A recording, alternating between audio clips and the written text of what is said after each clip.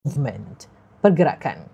Jadi harakat apa? Harakatul fam, pergerakan bibir mulut. Contohnya fathah, hamzah fathah, bukan kan.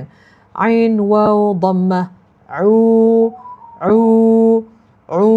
Jadi sebutan muncungan bibir mulut tu bertepatan dengan apa yang diceritakan oleh ulama. Ulama kata indhimam syafatain, iaitu dengan memuncungkan bibir mulut ilal amam, ke hadapan. If you circle your mouth, you have to go to the front. Yang mana membawa maksud muncungkan bibir mulut ke hadapan. Dia tak kata muncungkan bibir mulut je. Sebab muncungan bibir mulut ni pelbagai bentuk. Ada yang bentuk ada yang ada yang tak bentuk langsung. Jadi wajib untuk kita bentukkan supaya bacaan kita tu menjadi dengan lebih tepat. Jadi insya-Allah taala Puan Humairah, kita akan bertemu.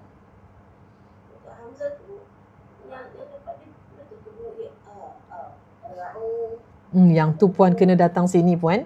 Yang kalau kita bicara dekat sini, dia tak akan nampak. Sebab satu, kita berjumpa dan penuh dengan keadaan yang singkat. Sesingkat ini tidak akan memberi makna pada ilmu. Mungkin dapat ilmu tu sedikit, tapi bila berhadapan akan dapat dengan lebih banyak. Barakallahu fiki. Jumpa lagi Puan Humairah. Sama-sama. Assalamualaikum. Baik, seterusnya. Please share this live lesson. May Allah bless you. This is the first time that I made a live TikTok with our audience to reciting together, and I can listen your recitation. You can keep reciting with me for one surah. Today is Surah Quraish, and I will listen and try to help you to improve your recitation.